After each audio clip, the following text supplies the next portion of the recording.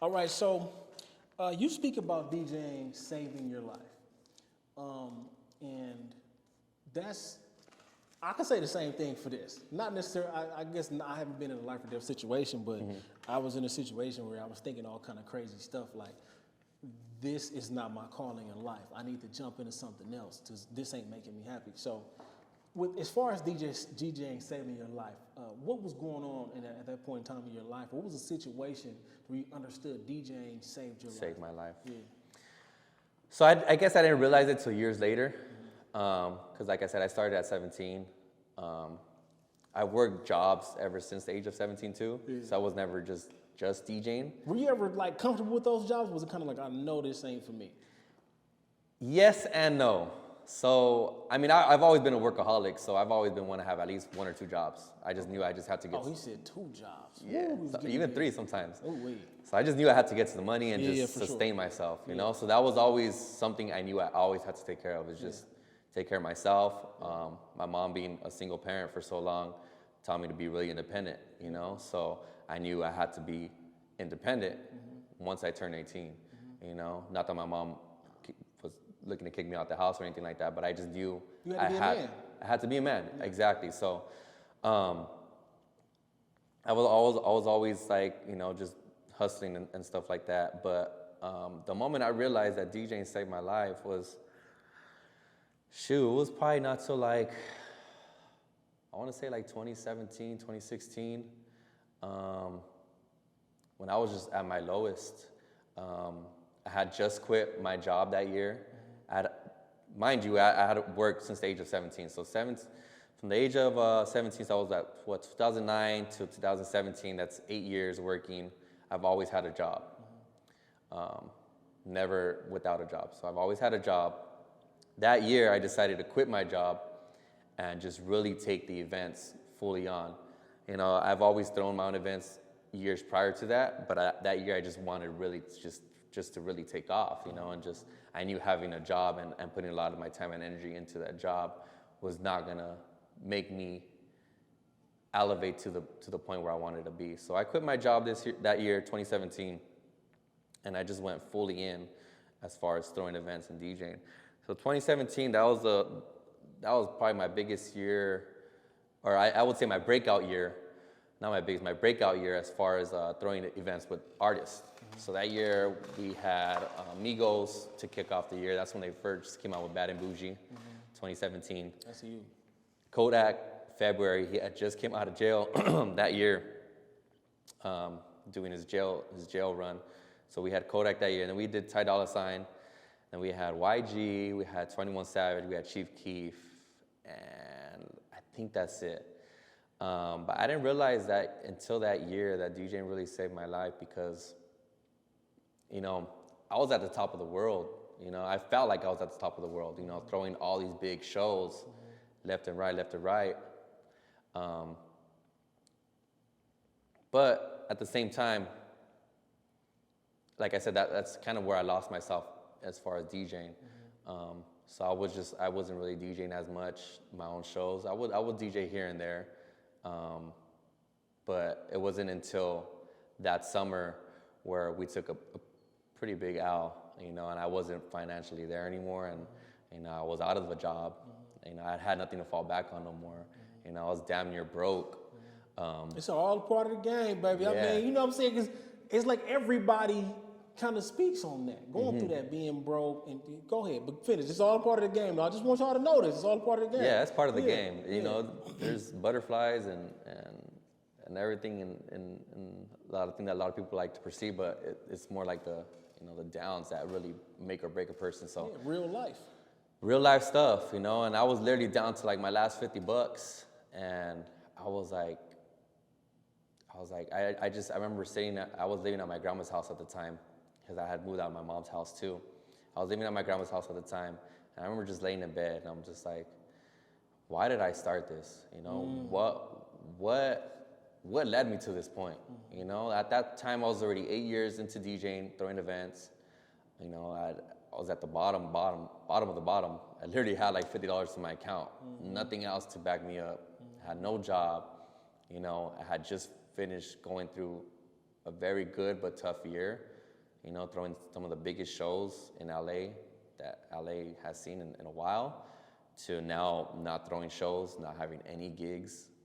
And, you know, I just had to sit back and just go back to my early days, you know, of like what made me fall in love with this again, you know, and it just took me back to my early days of like when I first started, 17, you know, young, fresh out of high school, you know, having the opportunities to do something that, you know, because at the time, you know, in 2010, 2009, coming out of high school, my mom wanted me to go to college. Of course. Yeah. You know, there was no entrepreneurship as big as it is now. You know, now it's like there's more entrepreneurship opportunities than when we had back in 2010. But even then, you got to hustle.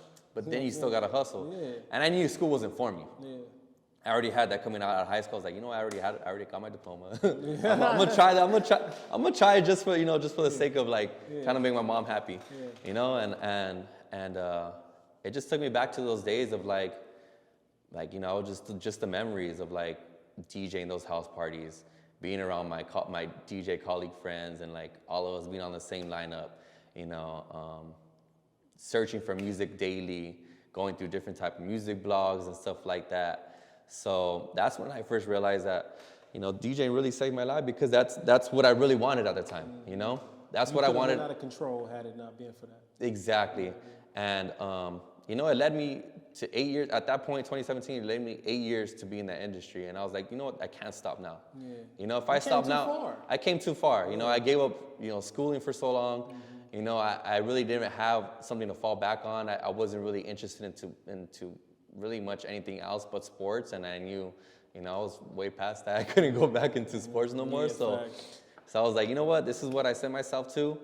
I got to get back on it, you know. And this is and from then, you know, I plugged in my laptop into my, you know, my equipment, and just started DJing again. And I just started falling back into love, you know, as far as like, you know, like I said, downloading music again, you know, reaching out to promoters, to my, you know, to people that I had knew in the industry, and hey, you know what, I'm trying to get back into it again. Not that I necessarily fell out of it, but I took a large break where I just felt out of the zone, out of the element, and I just had to really put myself back into the element and back into the zone. And sometimes it can be tough to get back into the groove when you do that, you know, and that's with anything. Once you step away, it's kind of best to just keep going. Like, I mean, I don't know how to describe it, because if you need a break, you need a break, but I know getting back into that zone where you were, man, it could be a while. But the one thing that I feel like we appreciate is when we get into there and we finally get back into it and we're doing it, it's like, okay, I'm glad I got back to it, you know, because if you don't, then you just fall deeper and deeper into a hole. Oh, yeah. You know, it's so easy to fall into that hole. You know, it's so easy. You know, it becomes mentally draining and stressful, not only as a DJ, but as an event coordinator too, you know, because that's one of the things that's really separated myself over the years and as time, and has gotten me to the level that I have gotten to, is being able to throw my own events, you know, because a lot of DJs don't do that. And I always tell DJs, like, all the time, like, yo, try to get into it, you know, because you're going to put more value to yourself, you know. A lot of these promoters just promote, you know, and that's what they do. But if you could be a DJ and a promoter, you have two things in one, and you could just, like, you don't necessarily need the promoter anymore. You know, you are the promoter, you are the DJs. You could coordinate your own things. You could start branching off into other worlds and other aspects that you might not have ever thought could be opened, and now they're open. So describe what a promoter does and what a promoter is. So promoter is pretty much, you know, the main person of hosting a club. You know, so they get the contracts to the club, you know, whatever club or bar or lounge, whatever it is. They sign a contract with the bar owner, the club owner. Say, you know what, I'm gonna do Friday nights here, whether it's 18 over, 21 plus. They pretty much, their main duty is to pretty much bring in the people, you know. Some clubs are fortunate to have already a base crowd, but some are not, where you just got to bring in everybody from the get-go. So promoters pretty much organizes. A promoter is like organizing an event. You know, so you gotta book the DJs, you gotta, you know, promote the party, you know, you gotta get hosts, you gotta get bottle clients. You pretty much gotta do everything within the club, make sure it's popping every single week. Okay.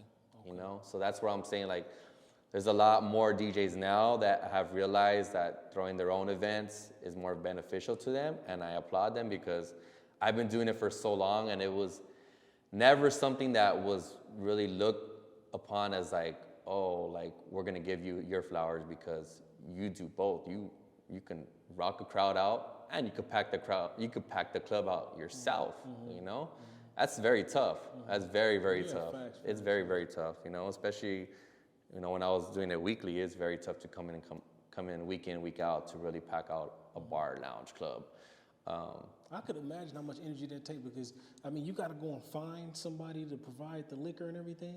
No, so the clubs already have like their liquor license. Okay. So they just pretty much buy wholesale. Okay. It's just more as far as bringing in the people. Oh, because they need to make money from this liquor. Yes, exactly. Okay, so they need people. They need bodies in there to consume the alcohol and get the bar numbers that they want to reach because they still got to pay rent. They still got to pay out their staff and stuff like that. They still got to pay their bar tabs, you know, all their alcohol that they purchase and stuff like that. So it's a lot, you know. So I gotta ask you, as a DJ, how many people do you get? Hey, can you play my music? How many times do you have to deal with that? And is that something that you find annoying or, you know? The request, the DJ request. You know what? I value them a lot. Okay. Because of the simple fact that sometimes us DJs, we get so accustomed to playing certain type of music or certain type of sets all the time that we forget about certain songs, you know? There's so much music out there that we forget about certain songs that someone might like. Now, not all the requests might not be the best ones. I mean, have you ever like played somebody's song and it was just trash? Like it was like it's just so far out of the blue. Yes, there's a lot of requests that are just so far out of the blue. You're just like, bro, like this is not gonna work right now. You want some slow stuff when it's 12:30, everybody got their hands up, or everybody just vibing. Like, I'll play that at the end of the night. You know, if you want to stick around, I'll play that at the end of the night. There's a couple times where, you know, hey, if they're tipping me $100, $20, hey, you know what, I'll play your song. A free game right there. Yeah. DJ Major Hype say, give him $100, okay? $20 ain't gonna work. Today's price is not tomorrow's price. Understand that, you know what I'm saying? We're in 2022 now, so a $20 request might not get you there, but the $100 ones will get you there. $100 gonna make them look at you, you know what I'm saying? I will definitely think twice about playing your song, for sure. That's funny because, you know, you hear DJs talk about that. Like, you know, you always they're trying to get me to play their song, they're trying to do this.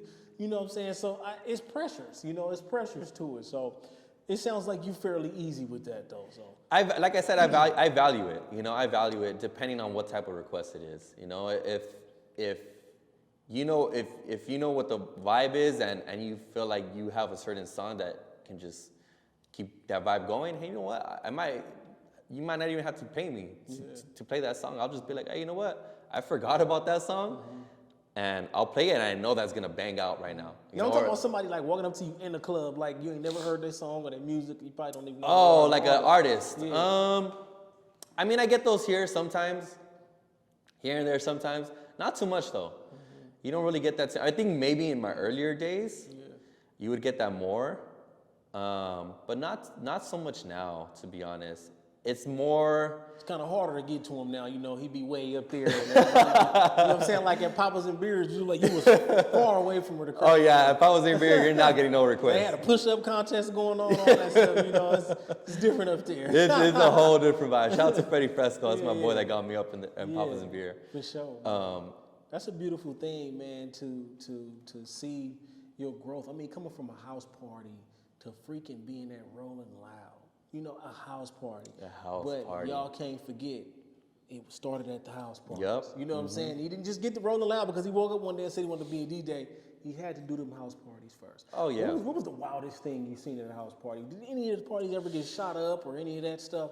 Oh, yeah, for sure. Because I know the house parties, I mean, it's a little different, man. Yeah, I mean, it's been a long time since I've been to a house party nowadays. They still seem pretty crazy. Yeah. But house parties back then, I mean, you used to have party crews.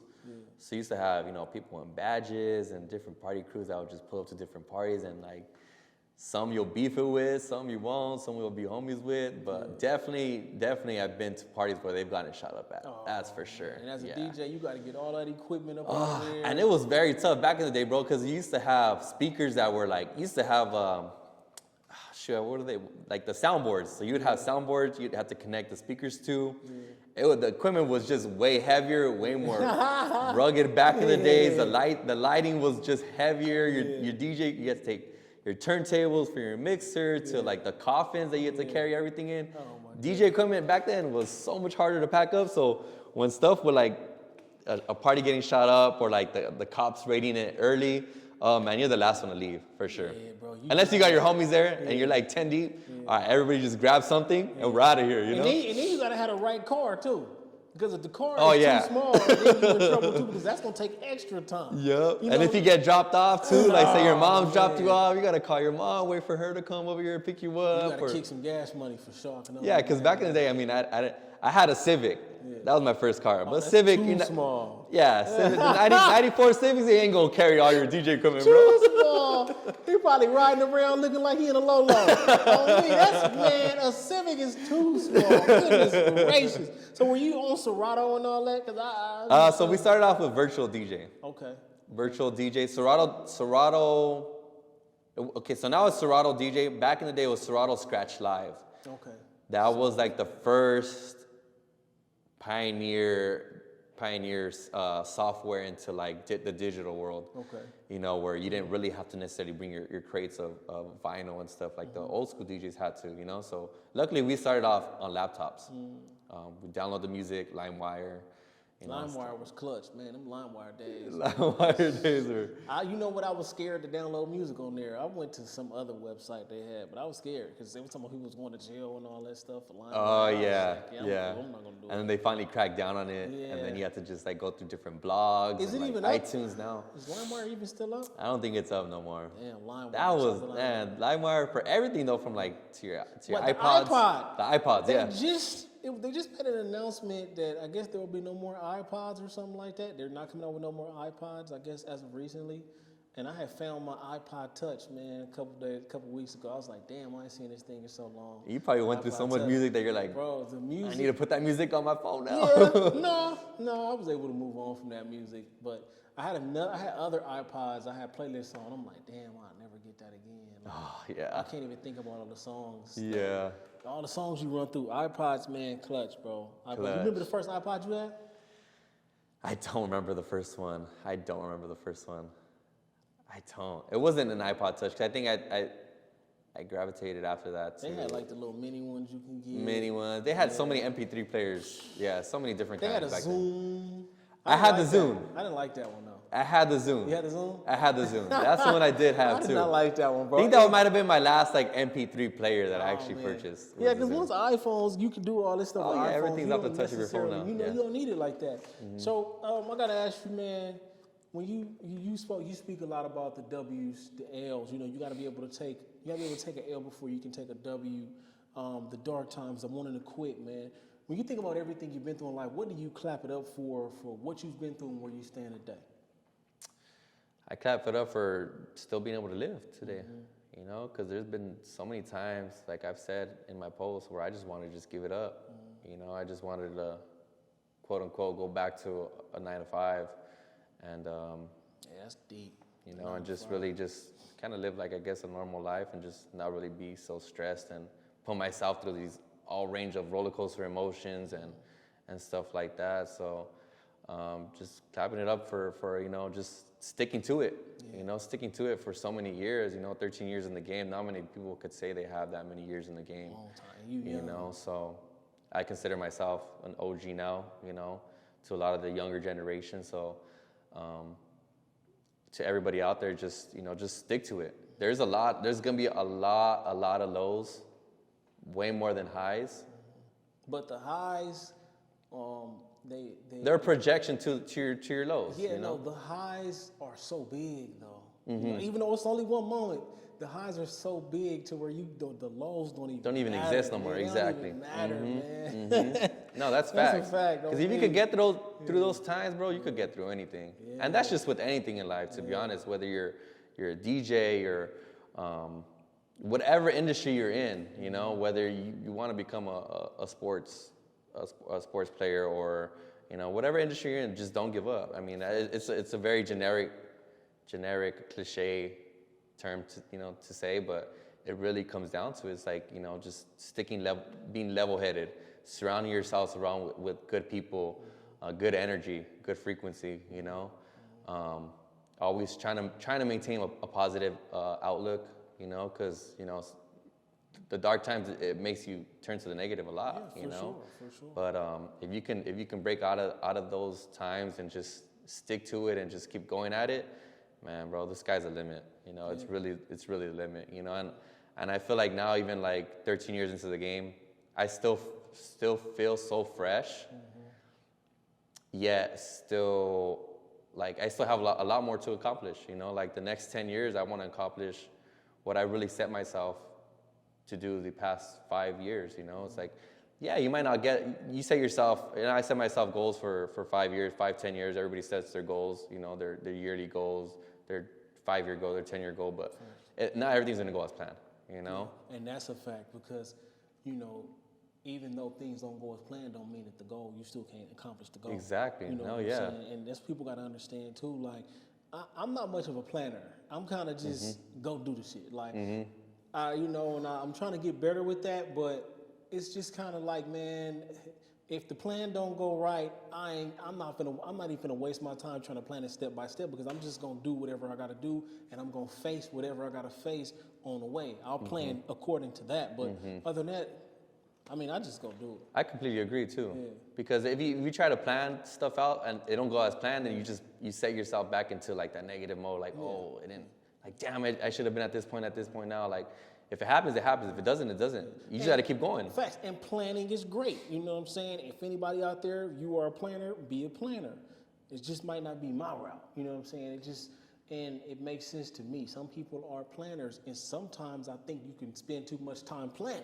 Yeah. You can spend way too much time planning when you could have just got started already. Right, you know, right. So, overthinking. Yeah, facts. Overthinking too. Facts, yeah. And I think that's one of the problems I've had in my earlier days is just overthinking and just trying to be a perfectionist because I'm a real big on like trying to be as perfect as I can, and I gotta let go of that sometimes because it doesn't go as planned. You know, sometimes you gotta just maneuver a different route, or you just gotta just, you know, restructure certain things or restructure your plans or your goals, and it is what it is. You know, Facts, yeah. And if it's what's meant for you is meant for you. You know. Yeah, and that's a big one too. Like, you know, especially in this social media world, man, it's easy to look at somebody else and compare their situation to yours, or look at their situation and feel like I'm not doing it big enough, or, you know, and you got to understand at the end of the day, as long as you keep putting in the work, what's destined for you is for you, regardless of what the next person got going on.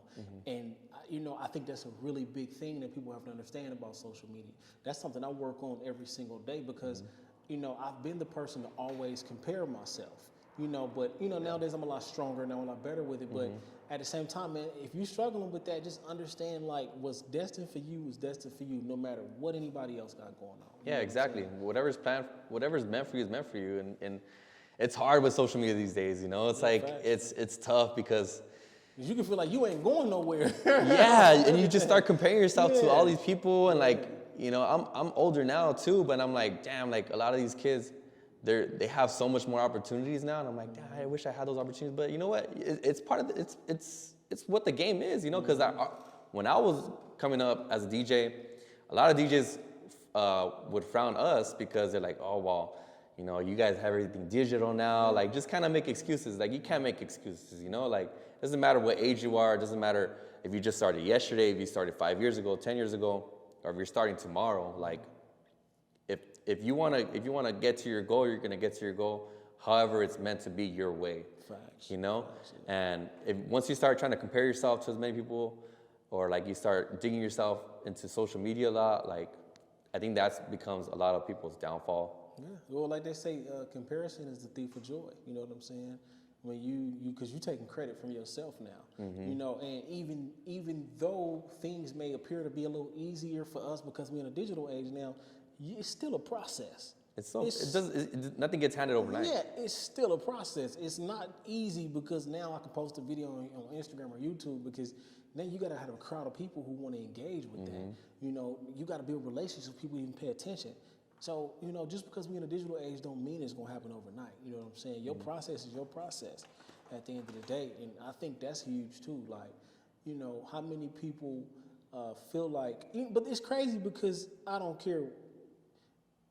Whenever you blow, like people can see that you blew up, it's gonna look like it happened overnight. That's just the way it goes. No, facts. It's gonna look like it happened overnight. And that's why people gotta understand, like, you just gotta get started. Like, stop waiting, get started, because the longer you wait, the longer it is for you to get there. Yeah. You know what I'm saying? When you get started, the sooner the better, you know? And time goes by so quick nowadays. Facts. They say that. They say that when you get older, time just goes by. And hey, look, it's already June. It's already, I feel like when I was in elementary school, I couldn't wait for June to hit. And June would take forever. Those 6 months, but from January to June, felt like a year. It felt like a year. And now it feels like 3 months. Yeah, facts, bro. And that's crazy because you got bills to pay, so all that stuff is just... Oh, yeah. Your mind is just... Every day is just something, bro. Yeah, it's facts. It's just tick, tick, tick. So, my guy, DJ Major Hype, man, you want to let them know what's going on Friday, any other events you got going on this weekend? Yeah, so this weekend, I got... well, actually, it starts Thursday night. So this Thursday... I'm actually Mike Sherm's official DJ. Okay, so we got a show. We got a show, and so that's how me and him actually first linked up at Rolling Loud. Okay. Had booked him for my show for my birthday, me and my boy's birthday earlier that year. Happy belated birthday. He did a birthday tour, y'all. This is part of the grind. Working on your birthday. You gotta find something that you want to do in your life to where you can do it on your birthday. On your birthday. You know what I'm saying? That's how you know you there. I went up. We did a whole 6 days. Yeah, man. Hey, he's still feeling it. I'm still feeling it. Yeah, the 30s hit different. You know? The hangovers hit different. You know? That's hard, man. Okay, so you and Mike Sherm locked in. We got a show this Thursday in Orange County at Observatory. Him and Phoenix Flexing, they're doing a show together. Yeah. I think it's their first time ever on the same lineup, just themselves. So that'll be tight. So that's Thursday. At night, I'm DJing in Hollywood at this place called Dragonfly La Cultura. It's a 21 and over Latin event. Got that Thursday. Friday night is our underground show that we've been working on for since the pandemic. But this is gonna be like our 5th or 6th show. We got Blueface in One Take for sure. headlining that's going up for this sure. weekend. Yeah, that's gonna go for sure. Yeah. So that's Friday night, and then Saturday I'm DJing a Latin day party. Okay. During the day at Penthouse, one of the biggest clubs in Hollywood. Yeah.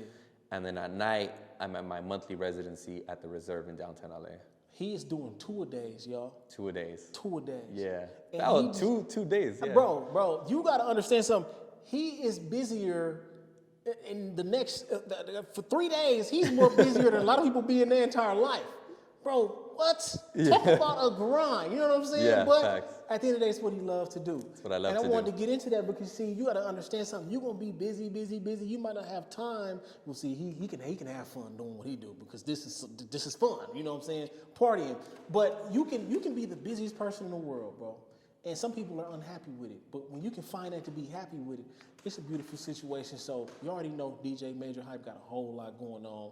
You know what I'm saying? Shout out to them events. I should be going to one of them. I don't know. I got to look at the dates and everything like that. But shout out to those events. Definitely going up. Tap in the Underground. If you have not tapped in with Underground, tap in with DJ Major Hype, man. If you're trying to book him. He probably charging $1,700, but I'm just playing. I don't know how much he charging. Let me get a discount on it. Allegedly. I don't know. Just tap in with him, book him now, man. And you know what I'm saying? Clap it up, LA. Boy, J.Brock. You know what I'm saying? We out. Let's get it. Appreciate you, bro. Man, appreciate you. Thank you, on top, bro. Really dope interview. Yeah.